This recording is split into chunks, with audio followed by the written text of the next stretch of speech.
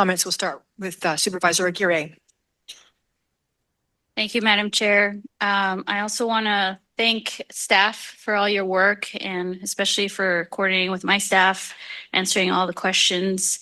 I want to say that this is obviously an extremely important issue, especially in the context of what we're seeing every day. We need to make sure that we are governing in an effective, transparent, and efficient way. We need to be sure that we're doing it fiscally, legally, and morally responsibly. I want to be very clear about where I'm coming from. I am firm in my commitment to the true exercise of responsible public safety. And as a member of this board, I take seriously our responsibility to assess programs, governance structures, and operations to ensure they align with the values and expectations of the public we serve. Oversight does not stop where things get complicated. In fact, that is precisely where it must begin. This is especially true in the current moment when many families across our region are living with real fear. Fear of being targeted, fear of being separated from their loved ones, and fear of being abducted or worse. In that context, clarity, transparency, and accountability are not optional. They are essential to ensuring the safety and dignity of all of our constituents and residents. So in that vein, I'd like to ask a few questions, if you don't mind. Does CBP, ICE, Border Patrol, or other DHS components currently have direct or indirect access to ARGIS? Yes, they do. Let me explain. In terms of ICE ERO, the enforcement, ICE ERO does not. We severed our relationship with them, I think, in 2019. ICE, DHS, HSI, Homeland Security Investigations, does have access. Tony, can you please explain the differences between those two in words, not letters, and also what their responsibilities are? ICE ERO is ICE's Enforcement Removal Office. And these are the people that you see on television that are conducting the raids, arresting people, engaging in the arrest and deporting of the people, that process. ICE, Homeland Security, DHS, Department of Homeland Security, HSI, Homeland Security Investigations, is an investigative arm of ICE. These are the people that work the ports of entry, and they do the investigations as people coming across. They work on narcotics trafficking, human trafficking, weapons trafficking, agriculture types of crimes, stolen vehicles. They are the people that work the ports of entries, do the investigations for other crimes at that area. So you're saying that the first one that you described, ERO, is it ERO or IRO? It's ERO, Enforcement ERO. Removal Office. And we severed relationships with them because they would not sign the agreements. That's correct. When SB 54 came out, the state said that we could share information as we do with state, local, and federal agencies, but all the agencies that access the data have to agree to abide by SB 54 and the regulations there. And there was a Klutz memo that the Department of Justice sent out that everybody had to sign. The ICE, HSI, Homeland Security Investigations agreed to abide by that. ICE Enforcement Removal Office did not agree to abide by that. So at that time, we actually had a connectivity to ICE with the server.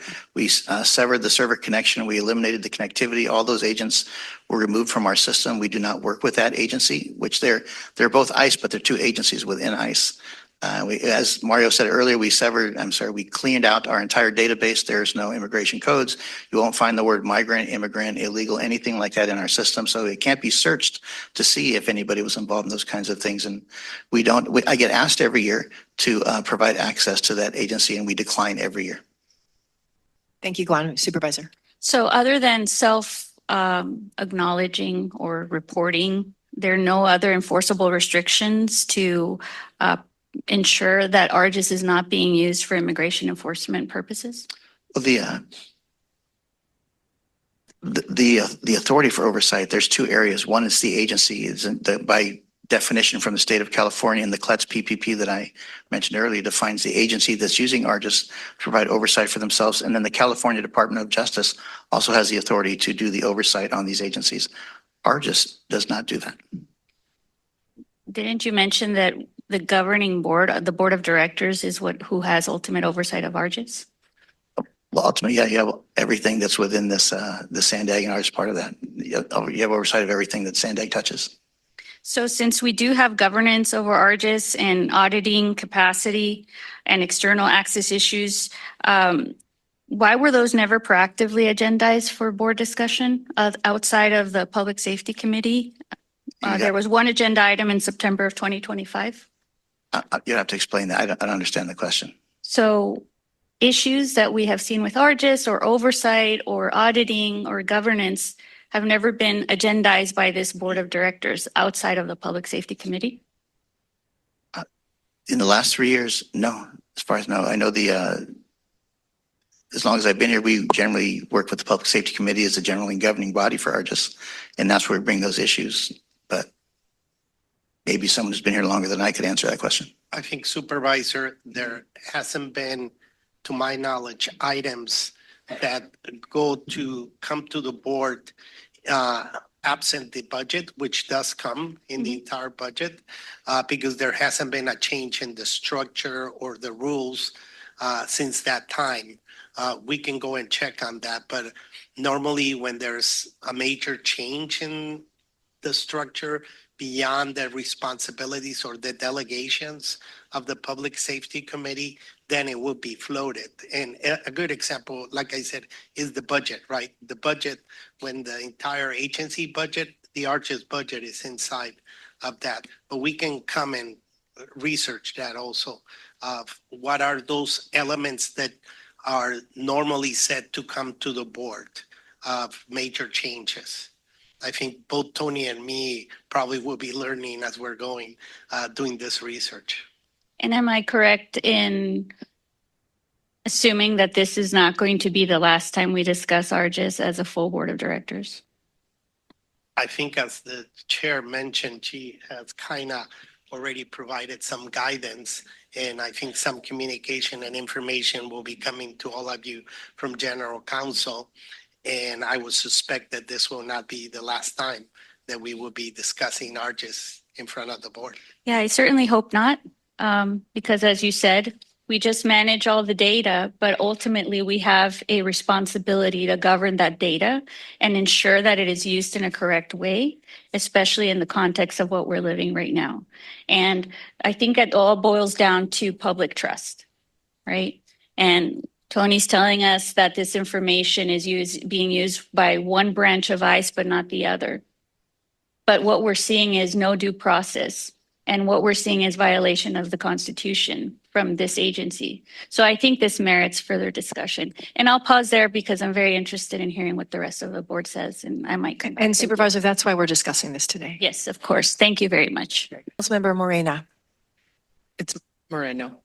I know that, sorry. No, but thank you for the presentation. In 2019, I was a committee member of the Public Safety Committee in the city of San Diego and also for SANDAG. So I do understand the importance of sharing cross-jurisdictional data to pursue and apprehend criminals that are a threat to the San Diego region. My concern today is that this information is being weaponized by the federal government to target certain individuals.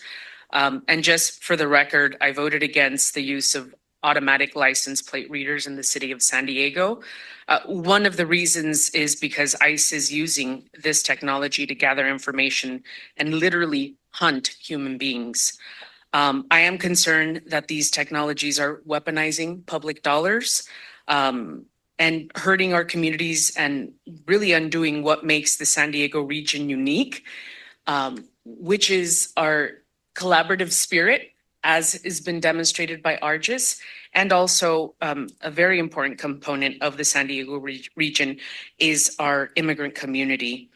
My question is there a law that requires SANDAG to share this data with any federal agency? I don't think there's a law that states you have to share with the agency. I know the governor's guidance, Attorney General Becerra's guidance when SB 54 came out said that you should not deny an immigration agency access to this data simply because they're an immigration agency, but made the caveat that you cannot use this information for immigration purposes, but that you could use it for other types of crime and enforcement. So I don't think there's a law that says we have to, but the guidance says we should share with them for these other reasons. Okay. It's 2026. We all look at the news and look at our Instagrams and our TikToks, some of us, and we're certainly living in a very different time. And ICE is not just going after criminals. So with that, I would like to put a motion out on the floor and ask staff to come back to this board to remove the ARGIS contract for DHS's CATCH, INS, OIG, USBP, USC, USCG. That is my motion. I'll second. And this is just, I know it's an informational item, but my request is for staff to come back at the next board meeting with an actionable item. So I'm asking our board chair, I'm making a motion as a body. I think And what we ask- might see is that we're going to come back with a memo. And then once we digest that, let's figure out Okay. what the actionable item actually could be. Thank you. Yeah. Obviously, I understand Robert's Rules of Order very clearly. There is a motion and a second on the floor. I do respect the chair's position, but my motion still stands. And can you please weigh in on how that works? I'm not a master in these rules. Yeah, it's the chair's prerogative.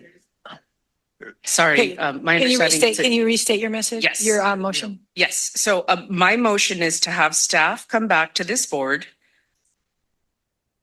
And in that actionable item, it would look at removing the ARGIS contract for DHS's CATCH, INS, OIG, USBP, USC, USCG, Can you put in Under- comma and among other things? and among other things. Because I mean, we're looking for like the memo, we need to figure out what we can do. And that is something that we can look at among other things. And I'm open to the fact that maybe this doesn't make sense and it doesn't work and they're going to explain why. But I want this board to have the option to remove those contracts as an actionable item for the Teddy. next meeting. A point of order. I And thought what- we had a procedure that required items that are not on our actionable and on our agenda to go through the executive committee before they could be put on our agenda. I Apparently know it's the a- former chair, Nora Vargas, enforced that pretty regularly. So I don't know, do we get rid of that policy or is that not an enforceable policy? I was Yeah. just told it was at the chair's prerogative. It's the chair's prerogative, whether you want to take it to the executive committee, whether you wanted to bring it back to staff as a future agenda item. You know, the issue we have under the Brown Act is just because it's not notified for action and the public hasn't had a chance to, be here and, receive comment and notice. We have to do it just procedurally as in the manner that the chair just suggested. If it helps, I'm hearing legal's request. So we could bring that back if that makes sense. We could bring back an actionable item. Maybe it should be, can you bring back an actionable item? Because I think we all want an actionable item. We just don't know what that is yet. And You know what? I'm going to keep my motion. I'm going to keep my motion on the floor. And if the body and the chair don't accept it, that's okay. But I've seen enough. I've seen it not here. I've seen enough from our federal agencies to know that I do not want to participate in what ICE is doing. And I don't want our SANDAG funding to provide a platform for ICE to detain 5-year-old children. Thank you. Chair, I have a substitute motion, Chair. yes, Mayor Jones. Thank you. If we were to bring back an item for education for us, I believe that I heard that what we're doing now does not actually, or the enforcement, the federal agencies that we are working with currently that are allowed to receive information from our ARGIS system are not using it or cannot use it for immigration, and that we're not sharing any immigration status with them. Is that correct? I just need an answer on that first. Yes. Okay, all right. So if we were to bring back an item, my motion would be, then we need to also include how drug dealers and arms dealers and human trafficking would be affected by such an action, and how it would if it would, impact law enforcement and how they would be able to enforce these types of offenses, because I think that would be a very important part of it. And I would want to be fully educated, and I think the whole board would, how that would impact those offenses. Because if we look at human trafficking, for instance, I was just at an event last night up in San Marcos at One Safe Place. San Diego is a hotbed for human trafficking. It hasn't changed. And I am extremely uncomfortable thinking about how any such action could potentially make human trafficking, the sale of people for whatever reason, how that could be impacted by such an action. So that would be something I would like to have. So add in to the motion by, So is yours a substitute motion? this is So- my substitute motion. So it's adding in how law enforcement may be impacted by offenses like drug dealing, gun dealing, and then also human trafficking. Okay, so this is getting really complicated. I understand the sentiment in the room. Believe me, I understand it. And I understand that we have an oversight responsibility, and we also have a public trust responsibility. And we learned something, Argis, I mean, I've been on the board for a really long time. I've never been on public safety, but I didn't know this much about Argis. I had no idea. It only came up because we were in a new world, right? The one thing that gave me a little bit of comfort was the chart that showed there was no difference in inquiries between 2024 and 2025, a different administration in both of those. So, the question is, basically, are all Argis member agencies complying with SB 54? And to me, the answer is we don't know. We don't know that yet, right? And so we need to get this memo and find out what it is we can do without having unintended consequences that would cause other crimes from not being solved. So I'm going to change my decision and move this to the executive committee instead of entertaining a motion, so that we can have a more in-depth discussion about this once we get information. Because again, we've all seen, we've got a JPA agreement, we've got MOUs in there, we've got a very complicated data sharing system that you can get everything in, but only some things out. But do we trust? That's sort of the problem. So we're going to do all this. I mean, I hear what everybody's saying. I understand all the concerns. We have valid concerns. It's a new world. It's a different world.